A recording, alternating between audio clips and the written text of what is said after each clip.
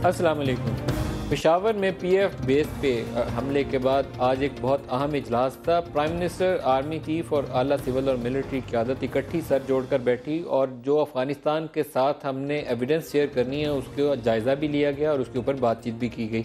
कहा ही जाता है कि 8 हमलावरों का ताल्लुक जो है वो पाकिस्तान से नहीं था, पाकिस्तान से बाहर वो अफ़गान नेशनल हो सकते हैं या कोई और हो सकते हैं। ये आइडेंटिटी उनकी अभी डिटरमिन नहीं की गई।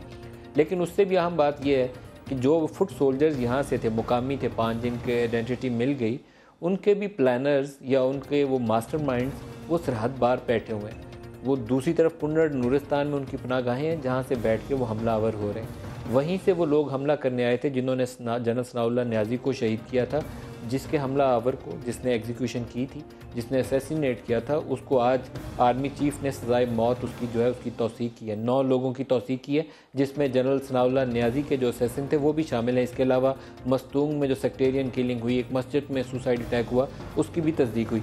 लेकिन आज वाली मीटिंग का एक और बहुत अहम पहलू है। Prime minister, defence minister, interior minister, army chief, ये सारे इकट्ठे बैठे हुए थे। वो फैसला आपको ये करना है कि आपको कितनी देर और बर्दाश्त करना है कुछ कालअदम तंजीमों को, और कब आपने फाइनल ऑफेंसिव जो है साउथ पंजाब या मुल्क के दीगर हिस्सों में या कराची में जो लोग ऐसे रह गए, स्लीपर सेल्स हैं जिनके, जो कभी मीडिया पे जियो की वैन पे अटैक करते हैं, कभी वो आफ्ताब आलम को मारते हैं, और आज वो समा वाला वाक़या है ताज़ा तरीन। तो ये कितना अरसा ये सिलसिला चलेगा और कितना अरसा सरकार इसको बर्दाश्त करेगी। फाइनल ऑफेंसिव का टाइम मुझे लगता है कि बहुत करीब है। आपको साउथ पंजाब में और कुछ कालअदम तंजीमें जो मुल्क के दीगर हिस्सों में बैठी हैं या कुछ शरपसंद जो छुप कर बैठे हैं, आज आरिफ महमूद की, हमारे रिपोर्टर की एक रिपोर्ट भी है कि कुछ रॉ ट्रेंड एजेंट्स हैं जिनके स्लीपर सेल्स हैं जो यही काम कर रहे हैं, उनको कब आपने ख़त्म करना है। आपको किसी सियासी जमात को नुकसान नहीं पहुँचाना। पाकिस्तान की मजबूती के लिए ये जमातें ज़रूरी हैं।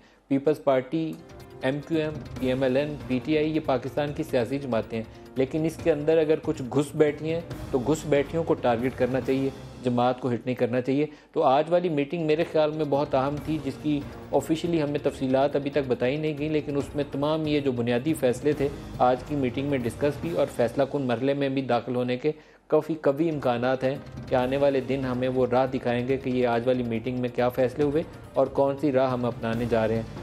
तेज़ी आएगी ऑफेंसिव में। और एक बड़ी अहम बयान था आज, उसका भी यहाँ जिक्र करते हैं, फिर प्रोग्राम का हम बाकायदा आगाज़ करेंगे। वो बयान है हमारे अपोजिशन लीडर खुर्शीद शाह का, जिसमें वो कहते हैं कि आर्मी चीफ को एक्सटेंशन वगैरह नहीं मांगनी चाहिए। ये उनका तर्ज़ बयान जो है उसके ऊपर तो शायद बहस हो सकती है, लेकिन as a matter of principle general Kayani के पहले 3 साल हम देखें तो आर्मी का इमेज बहाल हुआ था। जनरल मुशर्रफ के दौर में बहुत मुश्किल थी एक यूनिफॉर्म्ड अफसर का किसी बाज़ार में जाना, या फ़ौजी गाड़ियों के ऊपर हमले होते थे तो नोटिफिकेशन जारी हुआ था कि आप यूनिफॉर्म में पब्लिक प्लेसेस पर मत जाएं। पहले 3 साल उनके कमाल के थे कि आर्मी का इमेज बहाल हुआ, बहुत अच्छी इज्जत बहाल हुई।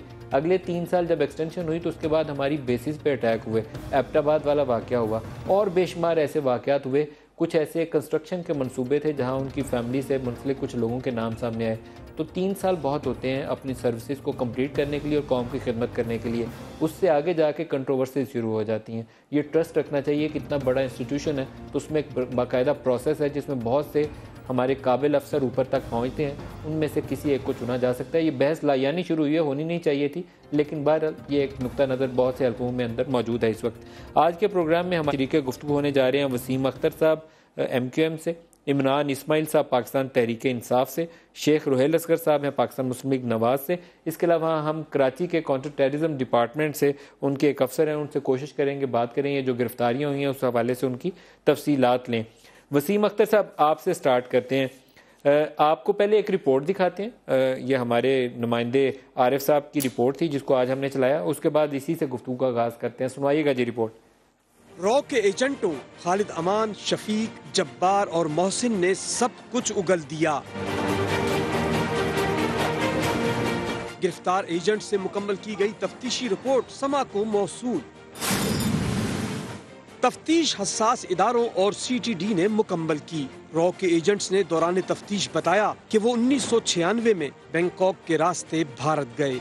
भारत में जिस फार्म हाउस में ठहराया गया वहां कराची का नदीम राठौर भी आता था। मुल्जिमान ने इंकिशाफ किया कि भारत में सिंध को पाकिस्तान से अलग करने के लिए उनकी ब्रेन वॉशिंग की जाती थी। 1999 में पाक भारत ताल्लुकात खराब हुए तो 6 माह के बजाय 2 साल भारत में रुकना पड़ गया। भारत में पाकिस्तानियों के लिए रॉ का नेटवर्क सनी की जगह महमूद सिद्दीकी चला रहा है।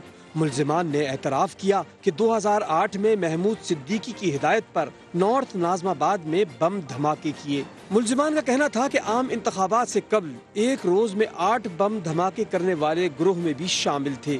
मुल्जिमान ने बताया कि भारत में रॉ के अफसर पंकज से उनकी मुलाकात मोहम्मद अनवर ने कराई थी।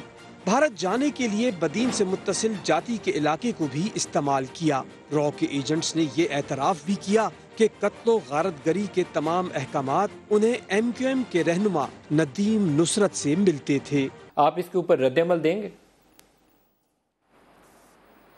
देखिए नदीम साहब, ये गड़े मुर्दे हैं और ये रेपुटेशन है मेरी नज़र में, और it's a media trial for MQM। ये सुन के हमारे कान पक गए हैं, रॉ रॉ रॉ। इसमें ऑथेंटिसिटी हमें कहीं नज़र नहीं आती कि ख्याली उसने ऑर्डर्स दिए, नदीम नुसरत ने ऑर्डर्स दिए, अनवर से ऑर्डर्स मिले, वो वहाँ गया, ट्रेनिंग हासिल की। ये सब हमारी नज़र में एक बहुत बड़ा ड्रामा है जो हमें एज अ पार्टी मलाइन करना और हमारा फेस बिगाड़ने के मुतरादिफ है, और कोई मेरी नज़र में इम्पोर्टेंस नहीं है इस स्टोरी की। अगर ऐसा है तो लॉ इन्फोर्समेंट एजेंसीज हैं, वो इन पे काम करें और इनको कैफरे किरदार तक पहुंचाएं। जो भी लोग इसमें इन्वॉल्व हैं उनको पकड़ें। अब ये आज 1-1.5-2 साल हो गए हैं ये टीवी पे सुन सुन के। ऑलरेडी जैसे कि इमरान फारूक साहब के मर्डर का केस ऑलरेडी लंदन में चल रहा है, उस पर इतनी स्टोरियां बना दी हैं, साल हो गए हैं। हम भी इंतजार कर रहे हैं, हम भी चाहते हैं कि जल्द से जल्द उसके कातिल जो हैं हमारे लीडर के, वो पकड़े जाएं। तो अब मेरे ख्याल में कोई ऐसा काम किया जाए जो मुल्क के फायदे में हो, जो मुल्क के दूसरे इश्यूज हैं like economy, like law and order और बहुत सारे इश्यूज हैं। जो वसीम अख्तर साहब आपका एक असूली बयान है वो दुरुस्त है। वसीम अख्तर साहब, जो एक आपका असूली बयान है ना, अभी आपने जिक्र किया, वो दुरुस्त है कि ऐसे लोग जो हैं उनको पकड़ के लॉ इन्फोर्समेंट के अदारे उनको सजा दें। ये ज्यादा दुरुस्त काम करें ना। ये टीवी पे ऐसा लगता है कि एडवर्टीजमेंट आ रही है, ऐसा लगता है एडवर्टीजमेंट चल रही है, ये किसी ने कैंपेन के पैसे दिए हुए हैं, उसकी एडवर्टीजमेंट चल रही है। कोई वो काम करें जो प्रोडक्टिव काम हो, जो मुल्क के फायदे में हो। इससे कोई फायदा नहीं होगा जो आप दिखा रहे हो ना। जो आपकी इजाज़त से आपने कहा कि लॉ इन्फोर्समेंट के अदारों को ये काम करना चाहिए, तो हमने ख्वाजा नवीद साहब हैं SSP CTD, उनको भी साथ लिया है ताकि उनसे पूछें कि ये आगे पीछे अता पता है क्या और कैसे उन्होंने पकड़े। कुछ तो तफसीलात हमें पता चलनी चाहिए ना। ख्वाजा नवीद साहब, अस्सलाम वालेकुम। जी वालेकुम सलाम। ख्वाजा साहब, ये कुछ लोगों की तस्वीर हम दिखा रहे हैं और कुछ रिपोर्ट्स हैं हमारे पास। ये आपने कहाँ से पकड़ा इन लोगों को, कुछ हमें भी तफसील बताइए। ये जो 4 बंदे जो थे, पहले मैं डिस्क्लोज आपको कर चुका था कि जी ये हमने जो कि गुलिस्तान जौहर के साइड से इनको पकड़ा था, कमरान चौरंगी की साइड से। तो ये 4 बंदे थे जो दूसरे उन्होंने कुछ डिस्क्लोजर्स किए थे, उस पर फिर नदीम अहमद है जो इनका डिस्क्लोज किया था, तो इसको भी हमने जो कराची से जो he was a water board employ, और ये जो वाटर बोर्ड के आसपास विसिनिटी, वहाँ से ये पकड़ा गया जी। ये क्या वाटर बोर्ड के एम्प्लॉयज थे ये सारे लोग? जी, बकौल इसके मैं असिस्टेंट हूँ वाटर बोर्ड का, और मैं तनख्वाह ड्रॉ कर रहा हूँ, जाता नहीं हूँ जी। आपने कहा बकौल उसके, आपने कंफर्म किया कि वाकईतन एम्प्लॉय है वो? जी, हमने, क्योंकि जो पुराने जो 4 थे उन्होंने भी काफ़ी ऐसी चीज़ें बताई कि वाटर बोर्ड में जो स्लीपर सेल हैं रॉ के घोस्ट एम्प्लॉइज काम कर रहे हैं। तो we have written a letter, हमारी जो प्रॉपर चेन ऑफ कमांड है थ्रू चीफ सेक्रेटरी, और वो जैसे हमें परमिशन देंगे, लिस्ट हमें देंगे, तो उधर से वेरिफिकेशन होगी। उधर से वेरिफिकेशन होगी। लेकिन आपकी जो मैं रिपोर्ट पढ़ रहा हूँ सर, इसकी थोड़ी सी नवीद साहब वजाहत कर दीजिएगा, क्योंकि इसमें नदीम नुसरत साहब का और मोहम्मद अनवर साहब को बाय नेम आइडेंटिफाई किया गया है। तो क्या ये MQM के कारकुन थे? ऐसे कोई सबूत हैं आपके पास? बेसिकली एक हमारे जो अक्यूज थे उन्होंने 164 CRPC के तहत एक कन्फेशनल स्टेटमेंट दिए बिफोर द कोर्ट। वो एडमिसिबल है कोर्ट में। उन्होंने ये तमाम चीजें जो इसमें लिखी हैं रिपोर्ट्स में, वो उन्होंने बिफोर द कोर्ट उन्होंने डिपोज किया है कि ये चीजें हैं। वो कौन से हैं जिन्होंने ये 164 का बयान दाखिल किया? ऐसा कि मैं मीडिया में नाम लेना नहीं चाहता, हो सकता है क्योंकि वो थोड़ा हम कॉन्फिडेंशियल रख रहे हैं, बट इट्स पब्लिक डॉक्यूमेंट है चीज। हम कोशिश करें कि उसका नाम डिस्क्लोज ना करें। आप कोशिश करें, चले ठीक है, मैं इंसिस्ट नहीं करूंगा, लेकिन आपकी ये तफ्तीश जो है ये कंक्लूड कब होगी? क्योंकि वाटर बोर्ड से तस्दीक होना लाजमी है कि ये लोग कराची में थे और वाटर बोर्ड के एम्प्लॉय थे, और वहाँ और भी आप कह रहे हैं घोर मौजूद हो सकते हैं। जी जी बिल्कुल, क्योंकि इसमें एक्चुअली 14 दिन का चालान होता है। अभी दे आर ऑन रिमांड, अभी रिमांड पे हैं। जैसे रिमांड खत्म होगा उसके बाद ये जुडिशियल कस्टडी में चले जाएंगे, और जुडिशियल कस्टडी के बाद फिर हम अपनी जो भी तफ्तीश होगी वो हम करेंगे। इसकी ऑलरेडी JIT भी कंक्लूड हो चुकी है जी। हो चुकी। एक लास्ट क्वेश्चन पूछ लूँ फिर मैं आपको खुदाफिज कर दूंगा। बहुत दिनों से खबरें चल रही हैं कि कराची में रॉ के स्लीपर सेल्स हैं। वो MQM के ऊपर एलिगेशन नहीं है, सिर्फ ये कहा जाता है कि कराची के अंदर रॉ के स्लीपर सेल्स हैं, किसी मौके का फ़ायदा उठा के वो किसी बड़ी दहशतगर्दी की कार्रवाई कर सकते हैं। क्या ऐसी इत्तलात आपके इल्म में हैं? जी जी बिल्कुल, इन्होंने काफ़ी डिस्क्लोजर्स किए हैं, क्योंकि we are not against any political party. हमारा काम है क्रिमिनल के पीछे जाना। अब वो क्रिमिनल कुछ भी कहे, हमारी तो वेरिफिकेशन होती है कि जी हम उसको मंतकी अंजाम तक पहुंचाएं। दूसरी भी जो डिपार्टमेंट है उसमें भी चेकिंग कर रही है, वाटर बोर्ड को भी हमें लेटर लिखा हुआ है जी। तो लेकिन अगर जहाँ नदीम नुसरत का या मोहम्मद अनवर का नाम आता है तो आप चाहेंगे कि उनका भी लंदन जाएं और बयान रिकॉर्ड करें? जो भी लीगल फॉर्मेलिटीज होंगी वो हम पूरी करेंगे इंशाल्लाह। उनका बयान रिकॉर्ड करना चाहेंगे? जी, अगर इसमें कंफर्मेशन हो जाती है तमाम चीजें, अगर जो भी इसमें मुल्जमान हैं, जो भी एंटी स्टेट एक्टिविटी कर रहे हैं, obviously we'll go for it. आप वसीम साहब पहले इस पर रद्द-ए-अमल दे दें। बहुत शुक्रिया ख्वाजा नवीद साहब, आप हमारे साथ रहे। वसीम साहब पहले आप रद्द-ए-अमल दे दीजिए, फिर मैं इमरान साहब से पूछूंगा। लाइन ड्रॉप शायद कर दी ख्वाजा साहब। असल में आप कह दीजिए दोबारा, मैं कोशिश करूंगा, आप कहिए। जी जी, आपकी आवाज, मेरी आवाज आ रही है आपको? नदीम जी आ रही है वसीम साहब, आप पहली बात तो ये है, इस किस्म के केस अगर इन्वेस्टिगेशन के प्रोसेस में हैं और अभी अदालत में नहीं गए हैं, तो इस किस्म के प्रोग्राम्स जो है ना वो अदालत की फाइंडिंग्स को फैसला देने को भी मेरे ख्याल में इन्फ्लुएंस करते हैं। तो ये इस किस्म के जो अंडर ट्रायल या अंडर इन्वेस्टिगेशन हो ना, उस वो वाले केसेस नाम लेके आप अगर चैनल्स पे चलाओगे तो मेरे ख्याल में ये असल कातिल या असल कल्प्रिट जो हैं वो पकड़े नहीं जाएंगे। और जो इन्वेस्टिगेशन के बाद जो प्रोसेस आता है अदालत का, उसको भी इन्फ्लुएंस करते हैं। तो अदालत से कोई फैसला आए तो हाँ, उसको आप टिकर भी चलाएं, उसको डब्बे भी चलाएं, आप अदालत से फैसला आ जाए। भाई आपने अदालत से फैसला आने से पहले अजीब सा लगता है। 164 का जो बयान है उनका, वो जज के सामने हो चुका है। 164 का बयान मुझे पता है, एक का मैं वहीं आ रहा हूं नदीम भाई।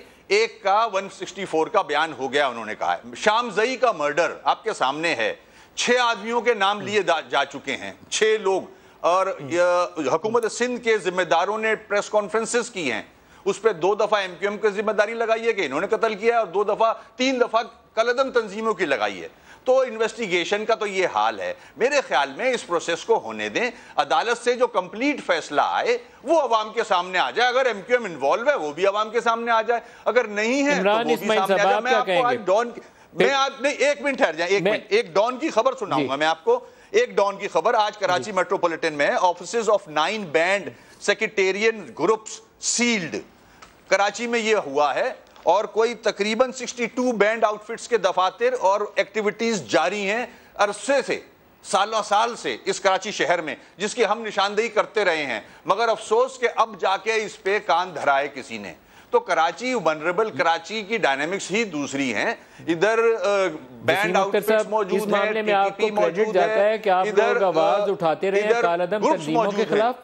वसीम अख्तर साहब, इसमें आपको क्रेडिट जाता है कि कालअदम तंजीमों के खिलाफ आप आवाज उठाते रहे हैं, और हो सकता है कि आपकी आवाज़ सुन के ही उन 9 तंजीमों के दफातर सील किए गए। इस पे आप आवाज़ उठाते रहिए, मैं आपको इस पे शाबाशी दूंगा, जो काम अच्छा करेंगे। ये कह रहा हूं कि आज कल की खबर है ये। इमरान इस्माइल से बात कर लें, मैं आता हूं दोबारा आपकी तरफ आता हूं। इमरान इस्माइल साहब, आप क्या रद्द-ए-अमल देंगे ये जो अभी सारी कहानी हमने सुनाई और ख्वाजा नवीद साहब ने जो कुछ कहा? मैं समझता हूँ नदीम साहब कि अगर इस तरह की चीज़ें होती हैं, पकड़ी जाती हैं और सामने आती हैं, तो उनका कोई हर्ज नहीं। ये टीवी पर लाना ये कोई मीडिया ट्रायल नहीं है, ये आगाही के लिए होता है। और जैसे अभी आपने वसीम को शाबाशी भी दी कि जी आप आवाज़ उठाते रहें बैंड आउटफिट्स के लिए, और मुमकिन है कि आपकी आवाज़ सुनी गई हो किसी क्वार्टर में और इनके ऊपर ये दफातर इनके सील किए गए हों, तो वो भी ज़ाहिर है कि उनका भी कोई अदालती फैसला तो है नहीं। वसीम साहब कह रहे थे कि बैंड आउटफिट्स हैं, या इमरान इस्माइल साहब कह रहे थे बैंड आउटफिट्स हैं और उसके ऊपर एक्शन हो गया। तो निशानदेही करना तो हमारा आपका बिल्कुल फ़र्ज़ है और काम यही है कि हम ये बैठ के करें इसके ऊपर। इसमें अगर कहीं से MQM के ऊपर शुबा जाता है या MQM का नाम बीच में आता है तो वो MQM की अपनी वजह से आता है, कोई MQM के ऊपर बाहर से लेबल नहीं थोपता। ये सारा सिलसिला जो रॉ की कहानी शुरू हुई जिसको सुन के वसीम साहब के कान पक गए, वो शुरू तो MQM ने खुद किया था। वो तो बाहर से किसी ने भी नहीं कहा था कि MQM के रॉ से ताल्लुकात हैं। ये तो इन्होंने खुद एक दिन अपनी तकरीर में फरमाया कि जी ये तो रॉ इनका साथ दे, वो खुल कर सामने आ जाए, कुछ इस तरह की बात हुई।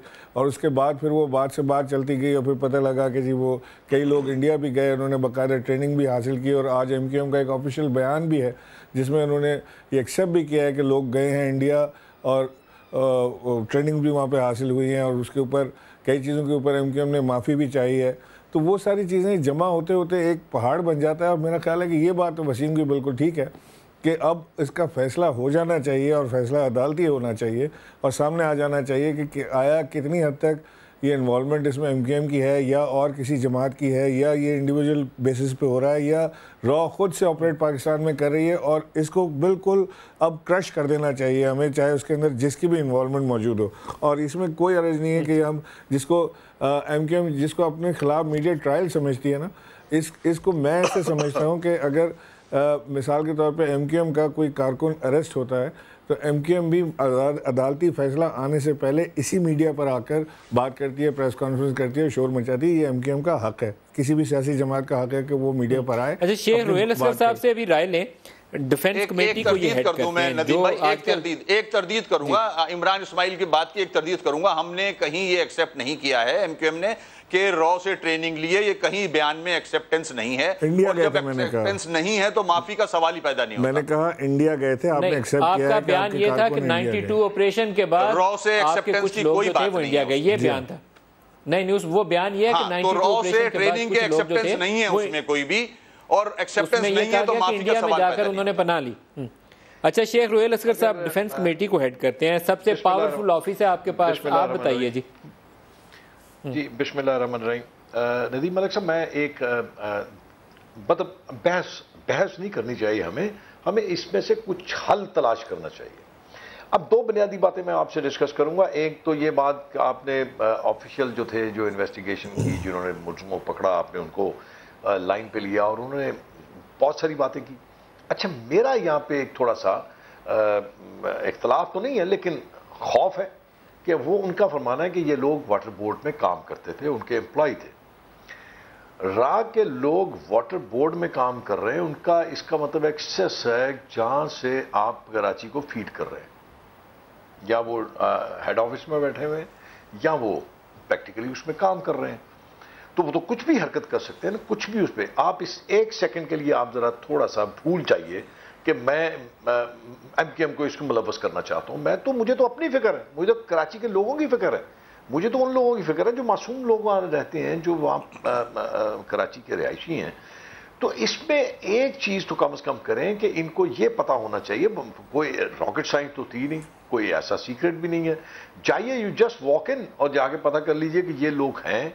अगर ये लोग हैं तो फिर उनके कोई और लोग तो नहीं इस डिपार्टमेंट में बैठे हुए, तो उनको राउंड अप करना नदीम मलिक साहब बहुत जरूरी है। मैं बहुत मरतबा कह चुका हूं कि लोगों से ज्यादा वो जो टेररिस्ट हैं, या हिंदुस्तान हमारा दुश्मन है, उसमें कोई दो राय नहीं, दुश्मन है हमारा, टेररिस्ट इस मुल्क कौम के दुश्मन है, लेकिन उनसे ज्यादा दुश्मन वो हैं जो हमारे दरमियान बैठे हुए हमारे अपने बन के, जो इस मुल्क का खाते हैं, इस मुल्क में रहते हैं और फैसिलिटेट करते हैं अब हमारे दुश्मन को, जो यहाँ पे आके नेगेटिव और मनफी और दिलखराश किस्म के वाक़यात करते हैं और उनको रास्ता देते हैं और उनको अपना सामान मुहैया करते हैं। एक बात तो बुनियादी, ये आप रुहेल असगर साहब बात बहुत सही कर रहे हैं। आप ये देखें, जिन आज 9 लोगों की सजाए मौत की तौसीक हुई वो देख लें, या PF बेस पे जो अभी ये बड बेर वाला अटैक हुआ है उसमें 5 लोग जो आइडेंटिफाई हुए हैं पाकिस्तानी, 8 बाहर वाले हैं। तो फुट सोल्जर्स अपने हैं, घर के अंदर बैठे हुए हैं, कोई मुल्तान का, कराची रह रहा है, कोई साउथ पंजाब से निकल आता है, अपने अंदर बैठे हैं, हमें मार रहे हैं।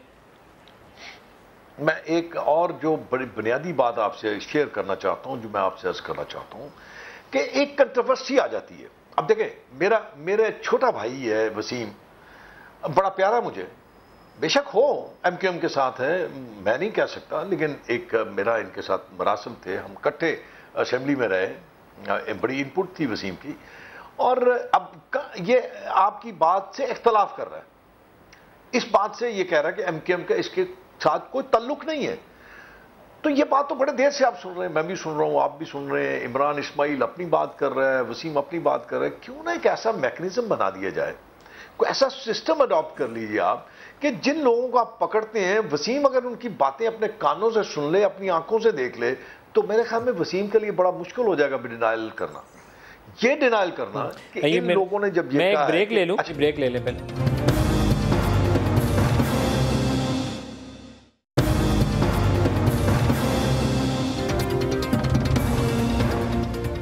प्रोग्राम में दोबारा खुश आमदीद कहते हैं। रोहेल असगर साहब, जो एमक्यूएम राब्ता कमेटी ने गुज़श्ता रोज़ बयान जारी किया, पहले आप जवाब दे दीजिए, फिर वसीम अख्तर साहब की तरफ जाऊंगा।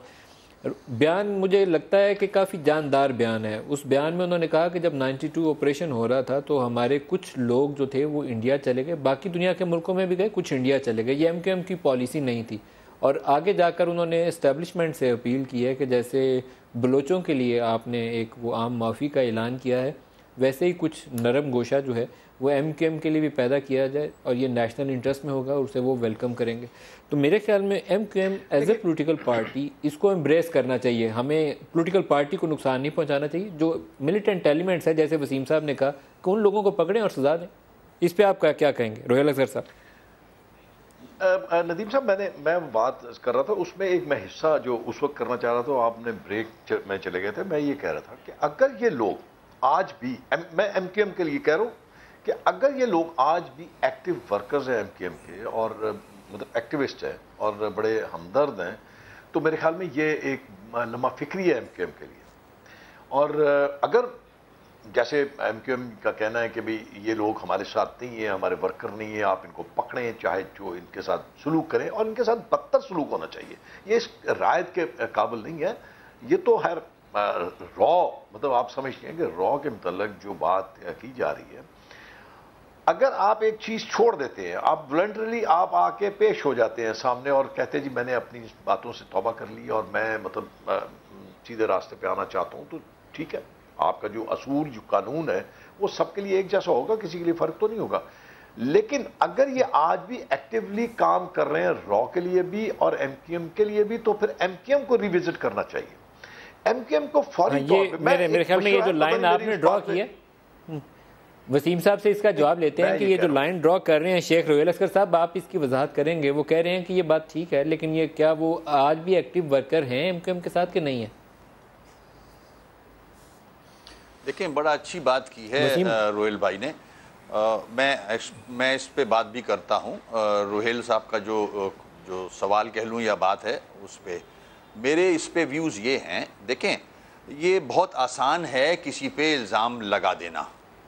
बैकग्राउंड या जो ग्रास रूट लेवल पे जो चीज़ें होती हैं उसको बगैर देखे हुए समझे हुए 92 का ऑपरेशन, स्टेट की ज़्यादतियाँ, एक दफ़ा नहीं 2 दफ़ा, और बहुत ज़्यादा ज़्यादतियाँ जिसमें हकीकी फॉर्म की गई और टॉर्चर सेल दिखाए गए, लोग जान बचा के यहाँ से भागे हैं। लोग पूरे दुनिया में मुख्तलिफ ममालिक में गए, इंडिया भी गए, इस मुल्क में भी छुपे होंगे कहीं जाके। अब उस ज़्यादती को भी देखना चाहिए कि अगर मिसाल के तौर पे 3 दहशतगर्द भाग गए और 7 इनोसेंट आदमी खौफ से भाग गए कि मुझे पकड़ के टॉर्चर ना कर दिया जाए, तो ये हम कर क्या रहे हैं? ये तो हम फरारी कैंप बना रहे हैं। तो इस स्टेट की जो पॉलिसी रही है माजी की, उसको भी रिविजिट करना चाहिए कि आइंदा ऐसा ना हो। हाँ, जहाँ तक मेरा मामला है, अब जब वो खौफ से गए, बहुत सारे कारकुनान मुझे भी नहीं पता कहाँ चले गए हैं। क्या उन्होंने कोई और आउटफिट खुदा ना खास्ता तो ज्वाइन नहीं कर ली है, कोई और दहशतगर्द की तंजीम तो ज्वाइन नहीं कर ली है, मुझे नहीं पता। वो हाइडिंग में चले गए सारे। तो ये काम लॉ इन्फोर्समेंट एजेंसीज का है कि अगर कोई हार्डन क्रिमिनल है, कोई दहशतगर्द है, टारगेट किलर है, बिल्कुल उसको पकड़े। हाँ, अगर मेरी जमात में मुझे कोई नजर आएगा मैं तो उसको फारिग कर दूंगा, और करा भी है। हमने इंक्वायरियां की हैं, अगर उसकी एक्टिविटीज गलत हुई हैं हमने फारिग भी किया है। ये काम लॉ इन्फोर्समेंट एजेंसीज का है। हाँ, अब आप एक सवाल करेंगे तो फिर आप उसके पीछे क्यों जाते हैं, उसको कोर्ट में क्यों फैसिलिटेट करते हैं? भाई, मुझे नहीं पता कि आप उसके साथ कर क्या रहे हो। अगर आप उसको अरेस्ट करके जो उसकी क्राइम है वो पब्लिक करें, कोर्ट में ले जाएं, सजा दिलवाएं, मैं कभी पीछे नहीं जाऊंगा। अब आप 3rd डिग्री टॉर्चर करके उसको छोड़ रहे हो, और जब वो घर आ रहा है उसका एक हाथ नहीं है, एक पैर नहीं है, और इनोसेंट था, वो कोई मुकदमा माजी में नहीं था, तो इस हरकत से तो मैं जाहिर है उसको डिफेंड करूंगा। उसकी फैमिली आएगी, मुझे प्रेशर डालेगी कि भाई वो कोर्ट में आप डिफेंड करें, वो अफोर्ड नहीं कर सकते, तो मैं डिफेंड करूंगा। अगर ऐसे क्रिमिनल्स हैं, इमरान इस्माइल साहब, यहाँ मामला आसान नहीं है। नहीं करते। इमरान इस्माइल साहब से भी इसके जवाब ले लें, क्योंकि इन्होंने कहा कि क्राइम पहले पब्लिक करें। ये अभी जो ख्वाजा नवीद साहब कर रहे थे वो क्राइम पब्लिक ही कर रहे थे। लेकिन एक दूसरा सवाल यहाँ पैदा हो जाता है कि MQM एक सियासी जमात है, तो सियासी जमात को नुकसान नहीं पहुंचना चाहिए। ये एक प्रिंसिपल बात है। मैंने क्राइम पब्लिक का नहीं कहा, मैंने कहा है थ्रू कोर्ट्स। थ्रू कोर्ट्स मैं रोहिल साहब की बात से एग्री करता हूं। कोर्ट में बयान हुआ है तो थ्रू कोर्ट्स हो गया। मैं रोहिल साहब की बात से एग्री करता हूं, जो उन्होंने अभी एक बात की कि इसमें MQM को रिविजिट करना चाहिए, कि चाहे उनका कोई वर्कर उसके खौफ के मारे भागा हो, या वो किसी तरह भी इंडिया पहुंचा और फिर उसने रॉ से ट्रेनिंग हासिल की, या रॉ का नाम नहीं लेते चले, वसीम भाई के कान पक जाते हैं, किसी और से ट्रेनिंग हासिल की और वो वहाँ से आके फिर वापस MQM की सफ़ों में शामिल हो गया, तो ये MQM जैसी जमात को रिविजिट इसको करना पड़ेगा।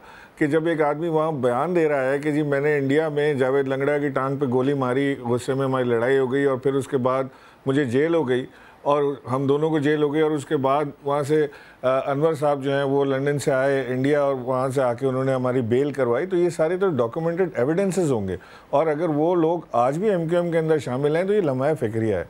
फिर इसमें MQM की लीडरशिप को रिविजिट करना पड़ेगा कि वो उन लोगों को छांटें कि जो भले से उस वक्त मासूम थे और बाद में किसी हालात की वजह से, या जैसे वसीम कह रहे हैं कि जी स्टेट की ज़्यादतियों की वजह से उनको इधर उधर छुपना पड़ा, या बैंड आउटफिट्स में जाना पड़ा, या कहीं से ट्रेनिंग लेके वो दहशतगर्द बने, तो लेकिन वो अब हो तो गए, अब उनको आपको अलहदा करना पड़ेगा। और जहाँ तक ये डिमांड ये करें कि जैसे बलूचिस्तान के साथ आप एक मामला कर रहे हैं कि जी आप लोगों को कह रहे हैं कि जी आप आ जाएँ और हम आपको स्टेट प्रोटेक्शन भी देगी और आपको आपके गुनाहों को माफ़ भी करेंगे, तो आ जाएँ।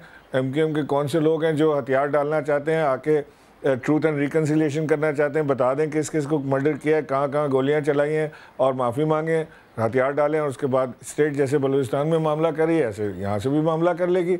लेकिन एक बात ये कि MQM is a political party. जब भी हम MQM से टेररिज्म की या कोई थोड़ी सी बात करते हैं, MQM फ़ौरन एक मिसाल देती है TTP की, बैंड आउटफिट्स की, बलूचिस्तान में जो हो रहा है उसकी। आप अपने आप को उससे कंपेयर ना करें, वो पॉलिटिकल पार्टीज़ नहीं है, आप पॉलिटिकल पार्टी हैं। रोहिल असगर साहब, हमने बहुत बड़ा ऑपरेशन कराची में शुरू किया हुआ है और इसको कंक्लूड करना है जल्द अज जल्द, और उसमें कराची की नुमाइंदा जमात, सियासी जमात एक ही है। जो अभी बात इमरान इस्माइल कर रहे हैं, कराची में किसी दूसरी पॉलिटिकल पार्टी का वजूद ही नहीं है।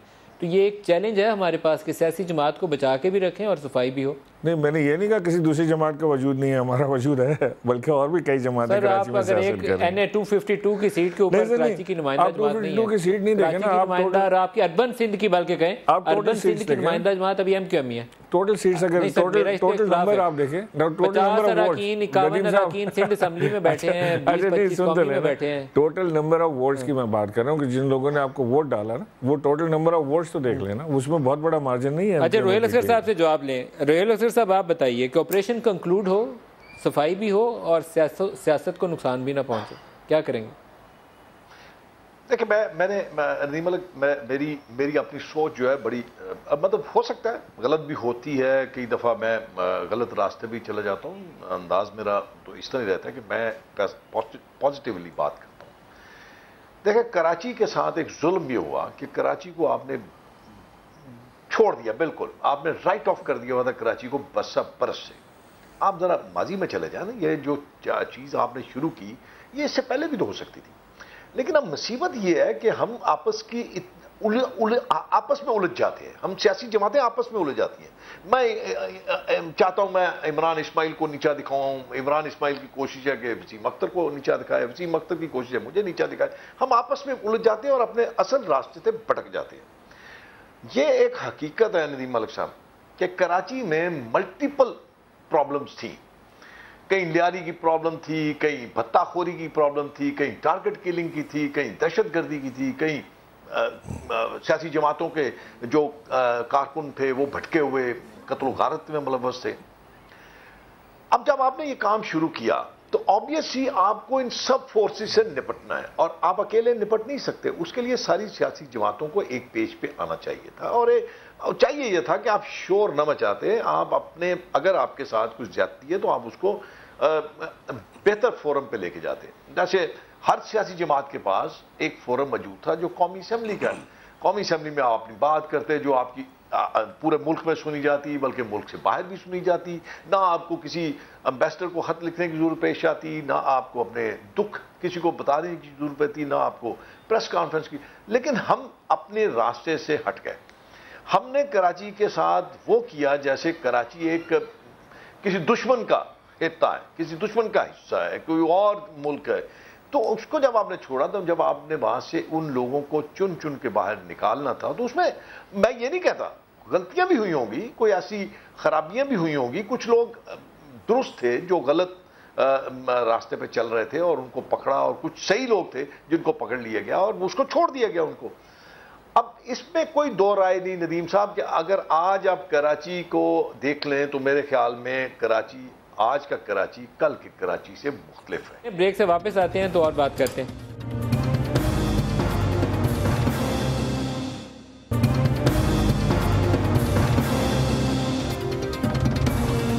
प्रोग्राम में दोबारा खुशामदीद कहते हैं। वसीम अख्तर साहब, मसला आगे कैसे बढ़ाया जाए कि हल हो जाए, क्योंकि आपने जिस अपनी स्टेटमेंट का हवाला दिया राब्ता कमेटी की, वो आपने डायरेक्टली इस्टेब्लिशमेंट को एड्रेस किया है, तो इस्टेब्लिशमेंट से मेरे ख्याल में फिर आपको डायरेक्टली इंगेज भी कर लेना चाहिए। देखिए, बड़ा सेल्फ एक्सप्लेनेटरी हमारा स्टेटमेंट है कि अगर आप फरारी पहाड़ों से उतार के जो एंटी स्टेट एलिमेंट हैं उनसे बात कर सकते हैं, तो हम तो अल्लाह का शुक्र है, वी आर फॉर पाकिस्तान। हमने, हमारे तो आबा अजाद ने पाकिस्तान बनाया है और हम कुर्बानियाँ दे रहे हैं उसके लिए। ये परसेप्शन, अगर मैं एक आपसे सवाल पूछ लूं, मेरे ख्याल में हमें गुफ्तगू आगे बढ़ाने में ज़्यादा आसानी हो जाएगी। मेरा सवाल मैं काफ़ी दफ़ा दोहरा चुका हूँ, आज फिर दोहराता हूँ। मेरा ख्याल है कि आपको मुकामी क़यादत को, फ़ारूक सत्तार साहब हैं, आप हैं, हैदर अब्बास हैं, फैसल अब वापस आ गए, लंदन गए हुए थे, आप सबको मुकामी सतह पर MQM के इंतखाबात करवा कर कुछ सदर जनरल सेक्रेटरी मुंतखब करके हुकूमत से भी और इस्टेब्लिशमेंट से भी बराह रास्त इंगेज करना चाहिए। वो ज़्यादा मौसर होगा, मजबूत होगा। देखिए, ये तो आपका मशवरा है, शुक्रिया आपके मशवरे का। हमारी राब्ता कमेटी है जो डिसाइड करती है। उसके बाद हमारे यहाँ अंदर खुदा न खास्ता ऐसा कोई एलिमेंट नहीं है जिसको माफ़ी मांगने पड़ जाए। हम ज़ीरो टॉलरेंस पे हैं इस पर। अगर कोई ऐसा है तो गिरफ्तार किया जाए उसको। और जहाँ तक रीविजिट का ताल्लुक है, तो मैं समझता हूँ सारे मुल्क की सियासी जमातों को ही रीविजिट करना चाहिए, इंक्लूडिंग PTI, जो कि तालिबान को कहती है कि दफातर खोलें हमारे मुल्क में, जो कि आज भी डिफेंड करती है कि निगोसिएशन होने चाहिए तालिबान से। तो रीविजिट का जहाँ तक ताल्लुक है, वो तो मैं समझता हूँ सब में कोई ना कोई फ्लॉ है और जो नज़र आ रहा है, मगर हम सब जमातों को अपने अंदर तहकीक करनी चाहिए। लेकिन मैं अपना सवाल आपसे दोबारा दोहराऊंगा वसीम साहब, क्योंकि आपकी एडहॉक कमेटी 92 से एक एडहॉक सेटअप है, ये आपकी राब्ता कमेटी। आपको ज़्यादा मेरे ख्याल में बारगेनिंग पावर और आपकी निगोशिएटिंग पावर मजबूत होगी अगर आप एक मुंतखब क़यादत के साथ जाएं। कोई इसमें हर्ज नहीं है। आपके कायद हैं अल्ताफ हुसैन। देखें, हमारी ऑलरेडी हमारे यहाँ इलेक्शंस होते हैं, हमारे यहाँ इलेक्शंस होते हैं, राब्ता कमेटी मुंतखब ही क़यादत है। असल कायद जो हमारे बानी और कायद है वो अल्ताफ हुसैन है, उसके बाद नीचे का नेटवर्क है ये। और अगर जिस किसी से गवर्नमेंट लेवल पे मुंतखब कैसे है, तो सुबह टूटती है शाम को बनती है, मुंतखब कैसे है? हाँ, ये तो एडहॉक सेटअप, कोई बात नहीं, हमारा प्रोसेस में है, हमेशा हमारे प्रोसेस के थ्रू ही आते हैं। प्रोसेस आपका जो भी हो, लेकिन मुंतखब। मगर जहां तक निगोसिएशंस का ताल्लुक है, जहां तक निगोसिएशंस का गवर्नमेंट से ताल्लुक है, हम गवर्नमेंट से निगोशिएट कर रहे हैं। इस्लामाबाद में हमने क्या नाम है, नवाज शरीफ साहब से निगोशिएशन की। उसके बाद अगर कोई ऐसी बात बनती है एस्टैब्लिश, बिल्कुल we are competent enough to negotiate with establishment also. अगर ये कहीं समझते हैं कि एस्टैब्लिशमेंट के साथ कहीं ये फंसे हुए हैं, अटके हुए हैं, और एस्टैब्लिशमेंट ये समझती है या समझने पे मजबूर है कि MQM के पास एक टेररिस्ट विंग है, हम भी ये समझते हैं और मानते हैं, कराची के रहने वाले भी, कि MQM के पास एक टेररिस्ट विंग है, वो चाहे चाहे उसको पसंद करती हो एमक्यूएम की क़यादत या ना करती हो, लेकिन वो मौजूद है। वो एमक्यूएम के नाम पे चंदा भत्ता बोरी ये सारे काम पिछले अदवार में करती रही है। ये एमक्यूएम को मानना पड़ेगा। ये ना माने मैं ना मानूं वाली बात करते हैं, लेकिन ये होता रहा है और इसीलिए आज भी जहां हाथ डाला जाता है वहां से कुछ ना कुछ एमक्यूएम का लिंक जरूर निकल आता है। इमरान इस्माइल साहब, जो 2011 की सुप्रीम कोर्ट की जजमेंट थी ना, मैं उसको यार्डस्टिक मानता हूं। उसमें 5 सियासी जमातों का नाम आया था बशमूल एमक्यूएम।